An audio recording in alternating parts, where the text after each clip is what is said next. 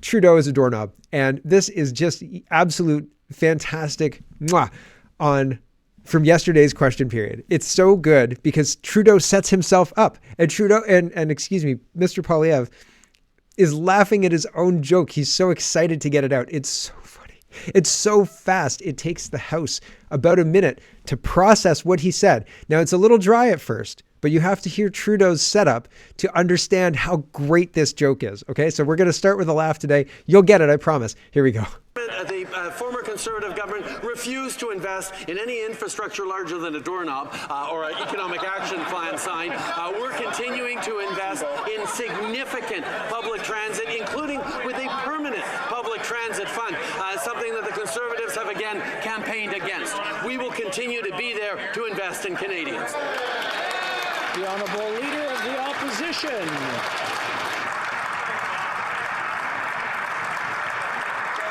Their very first infrastructure project was to install a doorknob in the Prime Minister's office when they took office, Mr. Speaker. Mr. Speaker, speaking of housing.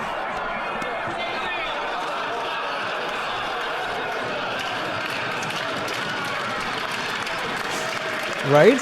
It took a minute. Everybody had to think about it for a sec. They installed a doorknob? Yep, they sure did. Trudeau is the doorknob. It was so funny. Okay, Ezra Levant. Let's talk about China. We got to talk about China. Ezra Levant says Trudeau falsely accused the truckers. Remember the trucker convoy? Remember how it was an emergency because the truckers were foreign funded, and that's an emergency. That is a danger to Canada. We've got to shut everything down. Treason, war, truckers protesting. Anyway, Ezra Levant points this out. He says, Trudeau falsely accused the truckers of being in collusion with foreign powers. The CBC state broadcaster even suggested that Vladimir Putin organized it, when in fact it was Trudeau who asked the Bank of China for help in crushing peaceful Canadian protesters. Interesting, right? And Holly Doan says federal blacklist of Freedom Convoy sympathizers was emailed to foreign banks with offices from Wall Street to Beijing. An inquiry of ministry shows RCMP police placed no restrictions on distribution of the list. So they've listed Canadians and sent this list to everybody saying these guys are bad guys. That's absolutely wild for a government to do. Andrew Coyne, the scales are falling off Andrew Coyne. He is upset about this whole Han Dong situation. And Andrew Coyne says the Prime Minister a month ago, I want to make sure everyone understands fully that Han Dong is an outstanding member of our team, and suggestions that he is somehow not loyal to Canada should not be entertained. The Prime Minister's office today.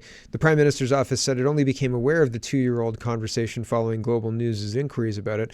PMO spokesperson Alison Murphy wrote that her office only became aware that the conversation took place after Mr. Dong told us following recent media questions. Murphy also suggested that the MP was not acting at the behest of his government. At no time was Mr. Dong ever used as a back channel. That's interesting. Officially, Mr. Dong was never used as a back channel. Eh? Huh. Weird. Did you know Here's that Trudeau. There was interference in those elections? Not prior to, but during that campaign. Were you made aware that there was interference? We put together a panel so that question could be looked at not by political leaders and parties who were all briefed up before the election and after the elections. And it's the experts who get to make that decision. Now, what was known and what was acted on, those are kinds of questions that involve highly sensitive issues of national security, which is where a public inquiry doesn't necessarily get into that, whereas the panel of parliamentarians that we have that have got top secret clearance to look into it in our NSICOP committee is from all different parties, get to look into that. So did you know?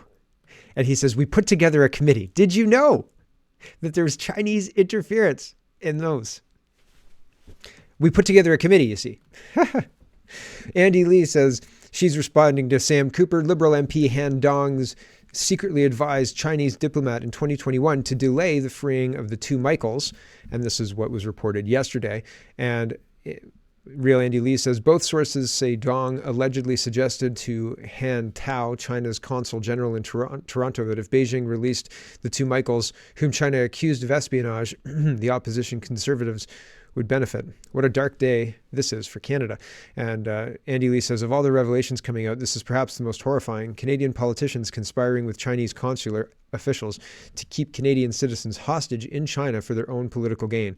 This is a stain in our country. And Sweenus says, I've been told by completely unverified sources that it gets much worse, and the story will be made public by Global News after Telford testifies. So there's more to come. It seems like, one, there's more than one CSIS leaker.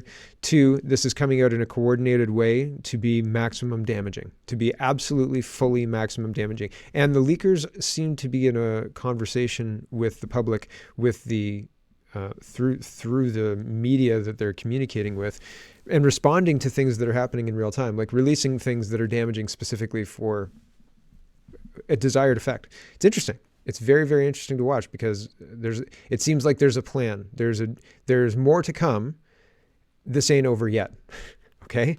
It's a big deal. Here's Global News, Sam Cooper, the guy who broke the story, talking about all of this on Global News right now. 2 minutes. I think I'm going to play a lot of it. So let's listen. This kind of encapsulates the whole thing. I could read the report because the Global News put out a newspaper report. I just think this will do the same job. So here we go. In February 2021, Michael Kovrig and Michael Spavor had been detained in a Chinese prison for nearly 800 days. But while they languished away, Ontario Liberal MP Han Dong allegedly advised a top Chinese diplomat to hold off on immediately freeing them. Two independent national security sources have told Global News that Dong spoke with China's Consular General in Toronto, Han Tao, and suggested to him that if Beijing released the two Michaels, then federal conservatives would benefit. How exactly is not clear. Dong allegedly initiated the discussion with the Consul General, where he also allegedly recommended that Beijing offer some show of progress with the two Michaels cases to help benefit the Liberals, according to the two sources. Dong confirmed to Global News that the conversation took place, but he denied he initiated the discussion and says that he advocated for the two Michaels to be set free. At every opportunity before they returned home, I adamantly demanded their release to Canada without delay, said Dong. Any suggestions otherwise are false and are attempts to mislead you, your readers, and slander me. The two Michaels had been jailed in apparent retribution for Canada's detention of Huawei executive Meng Wanzhou.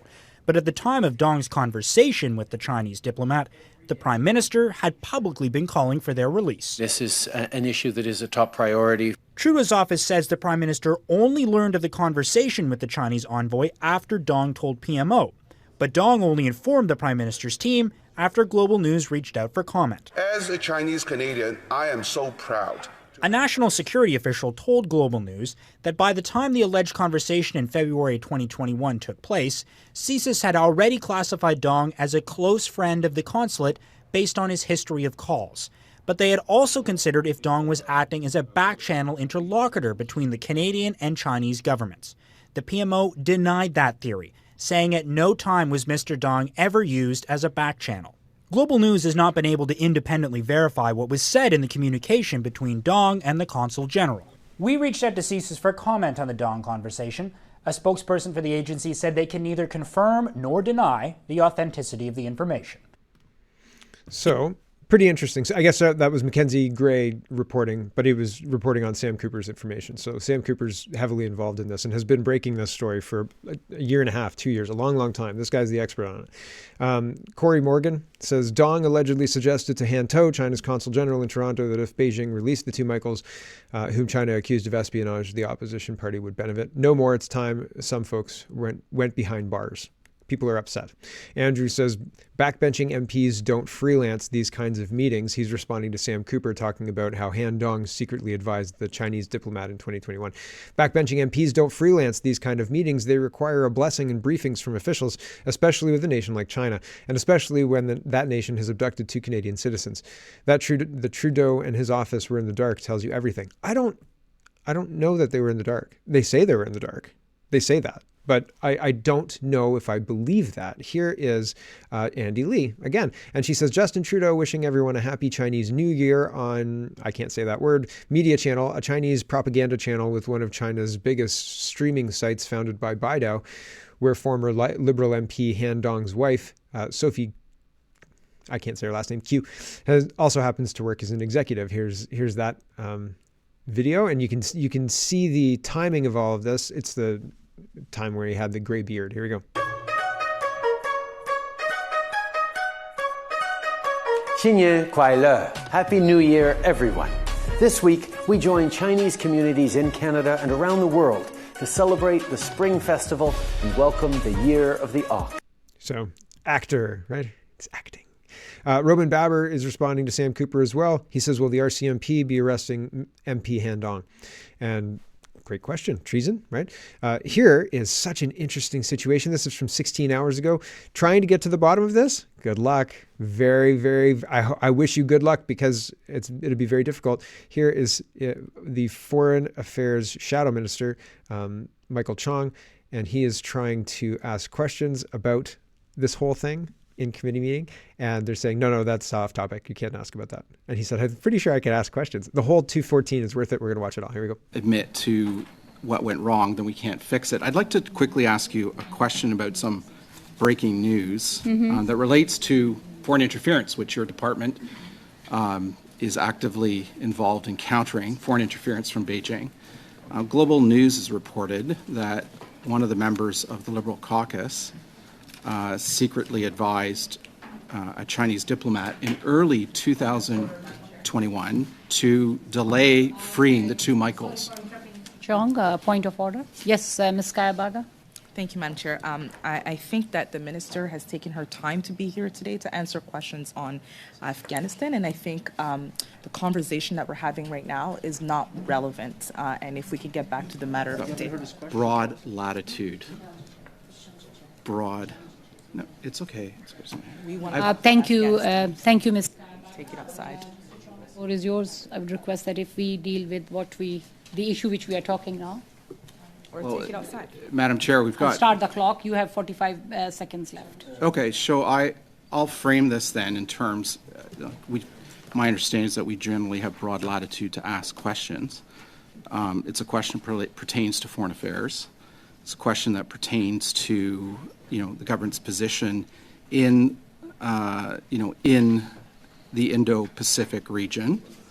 The Indo-Pacific region concerns not just Afghanistan, but the increasing presence of the PRC in Afghanistan, which frankly is in Afghanistan because the Western Alliance vacated Afghanistan in such a disastrous way in August 2021. So again, I ask the question, Global News is reporting that Liberal MP Han Dong has secretly advised... Point of order, Madam Chair.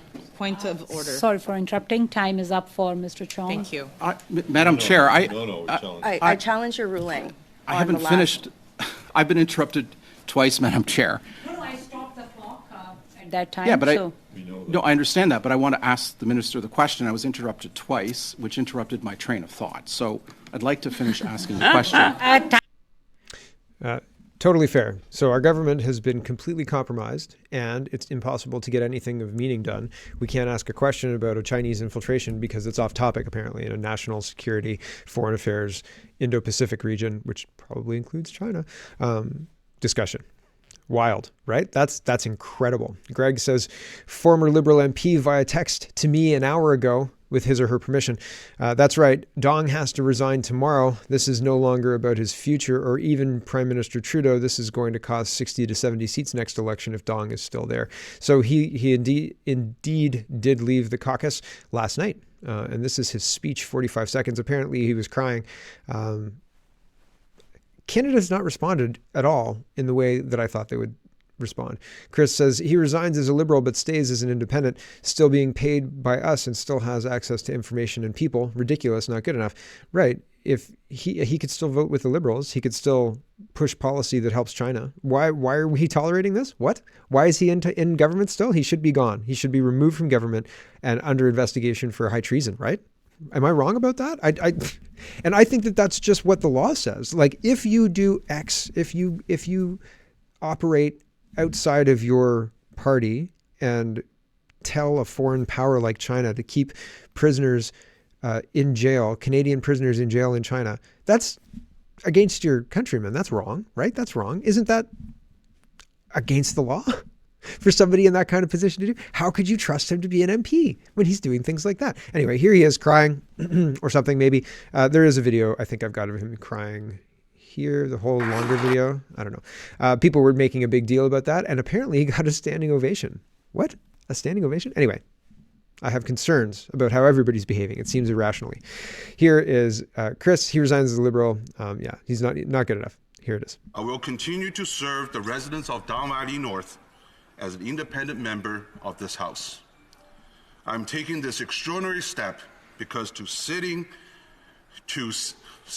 the government caucus is a privilege, and my presence there may be seen by some as a conflict of duty and the wrong place to be as an independent investigation pursues the facts in this matter. I will be sitting as an independent so that business of government and indeed the business of Parliament is not interrupted as I work to clear my name and the truth is presented to Parliament and to Canadian people. I will continue to serve. So there's that. Truth is presented to Parliament and to the Canadian people. Here's Ryan. He says, Han Dong has got a standing ovation in the House of Commons for his resignation speech. How absolutely insane is that? He's accused of keeping 2 Canadians locked up for a longer duration, and he gets a standing ovation? Absolutely absurd. Yeah, there's a lot to question here. Here's the end of the speech, I guess. Truth will protect us. Our honor and our family will get through this together. Sorry about that. Thank you, Speaker.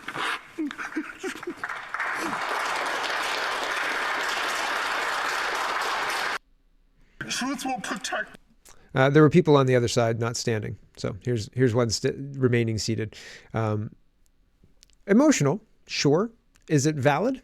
Brian says Liberal MP Han Dong should be prosecuted. I know people throw the word treason around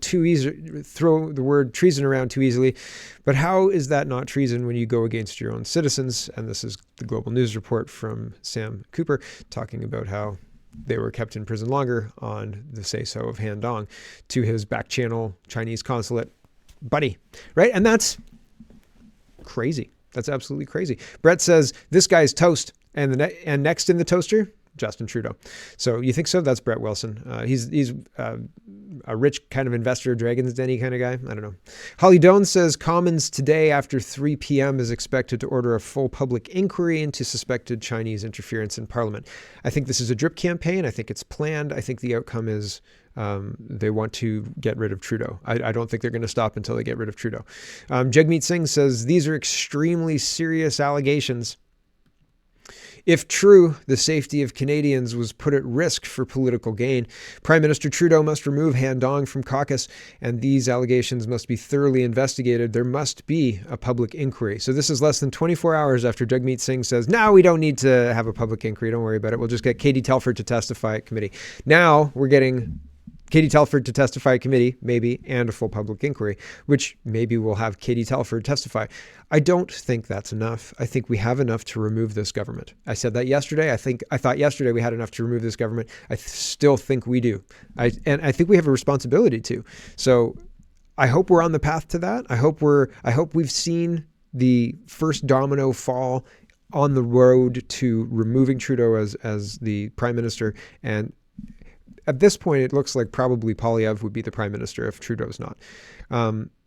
Will we be able to get the rot out of the CPC? Could we get the WEF rot and the Chinese rot and any other interference out of our politics using this as a way to come up with policies to do that, to remove WEF and foreign interference from people like mayors and school boards and municipal politics? I guess mayors, but council, etc.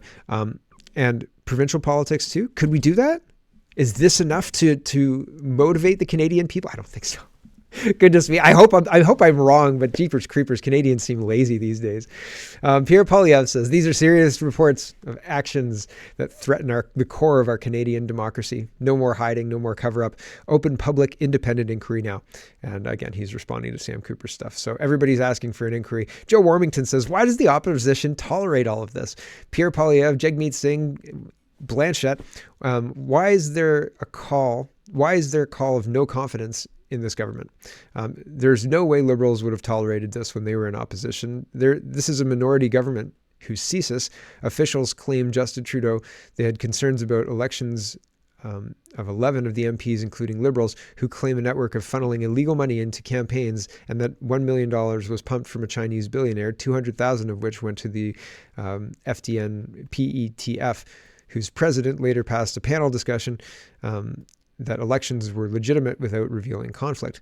Then Special Rapporteur David Johnston's name, who is a former Governor General during the current Prime Minister's run, was friends with his father, was a member of the PET Foundation, was involved in the 2019 and 2021 election as debate commissioner, which, I forgot about that, which had him probing something that he was a part of on people he served with and whose kids played with Trudeau's kids. Now comes word a GTA MP allegedly told Chinese consul to delay releasing the two Michaels from detention. This government is no longer trustworthy, and its leaders should not be permitted around any documents or levers that could prevent any further inquiry or police investigation. Why won't the other parties act in the best of the country and defeat this government? This is now becoming the question. The other question is, what are opposition parties for? The government should be defeated immediately and all records and correspondence preserved. This is not personal or partisan. This is what must happen when there are so many loose ends that won't go away. For days, I've been saying this.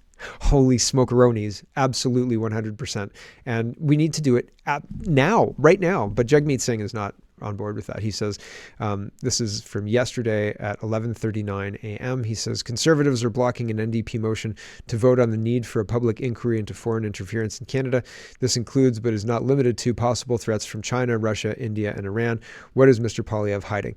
And Jagmeet Singh is just making himself look completely foolish here. So I don't know what he's talking about, but if he supports a public inquiry, now that there is a public inquiry, the whole government should fall. But if he supported a public inquiry in such a full-throated way, you'd think that would have been a slam dunk yesterday, right? So he's making himself look like a fool here. So we're going to suffer through that. Here we go. You Democrats care deeply about democracy and are deeply concerned about political interference in our system. That's why we force this government to end the obstruction in committee and to allow the Chief of Staff of the Prime Minister to testify, rendering the Conservative motion useless, which is not surprising because they just want to play games. In fact, they are right now, the Conservative Party, blocking our motion to have a vote in this House on a public inquiry. So my question to the Conservative leader, why is he playing games? What does he have to hide? Why won't he stand up? Silly. And here's what Justin Trudeau is doing. This is March 21st. So this is before all this China stuff. But tonight on 22 Minutes, former snowboarding instructor Justin Trudeau gives a lesson on going downhill. So that's what the Prime Minister's doing, while news of his government's corruption and selling out to China is breaking all over the place, right? The rapporteur says, I think Trudeau better get on the 22 Minutes program every day, or this distraction technique won't have enough torque to pull him out of his China infiltration mess. Yep. Here's just an interesting kind of tangential story. It's related, possibly, or maybe not related at all. Just an interesting coincidence. Do you believe in those? Ian says, a lawyer in Markham who handles $1 million Chinese money files has been missing since March 3rd. This is really getting crazy now. So CBC is reporting mystery swirls around sudden disappearance of Toronto area lawyer. And there's a picture of her, and multi-million-dollar lawsuit, abandoned luxury SUV, and a sudden lack of communication are all part of a mystery. Whew. Jeepers creepers. With the Han-Dong stuff breaking, it seems like not less of a mystery, but maybe a new lead in a maybe a colder case, right? A month old. If you don't have it in the first 24 hours, I have it on good authority from every Law and Order I've ever watched. No, not Law and Order. There's another show. I think it was a TLC show. Anyway, it doesn't matter. Toronto Sun's reporting Trudeau's pledge for open government has become a farce. Huh. Yep. Understatement of the 2023, I suppose.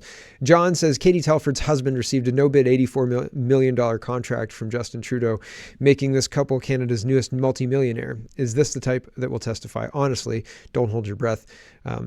So one of the things I want to clarify about that, there's a Globe and Mail article here, and the way this is portrayed is not exactly correct. Katie Telford's husband's company. And I don't think he owns the company. I think he just works in the company. He's a high-placed guy, and I'm sure that he was well compensated for the big contract. But I think the $84 million contract is over a few years, blah, blah, blah, blah, blah. I think there's details that tweet makes it sound a little worse than it is. But fundamentally, conflicted, right? And not coming to this unbiased, right? And so, I don't know. The whole thing needs to be, the government itself needs to be stopped, dropped, and rolled. Ended, and Trudeau himself shouldn't be able to run. Jagmeet, I don't know if you can make a case that Jagmeet shouldn't run, but on the WEF connections alone, I think that he shouldn't be able to run. But I don't think we have a law against that in Canada at this point in time. So, right? But if we're going to fix the Chinese stuff, we might as well fix the WEF infiltration as well, if we're going to fix anything. But I think Poilievre might be in charge of that. And so how do you make sure that the people crafting the policy aren't compromised themselves? How do you know that? Get him to appoint a special rapporteur? Hello, everyone. Thanks for watching. You can check out full episodes of Canada Poly every day at CanadaPoly.com. You can also go to CanadaPoly.com and pick up a ticket for a live event. The live event is taking place in Streetsville, and the location will be provided to ticket holders. But you can check out a live event. Dr. Patrick Phillips, Sarah C., and Scarlett Martin. I'm sorry, Sarah. I don't know I can't say your last name, and I'm terrible at saying last names. We'll be joining Greg Wycliffe and myself for an uncensored round table. It would be lovely if you could join us. Tickets at CanadaPoly.com. And if you live in Toronto, Mississauga, Milton, GTA, Hamilton, Guelph, Kitchener, Cambridge, it's probably well worth the drive to Streetsville. Thanks for watching, everybody, and have a wonderful, wonderful day.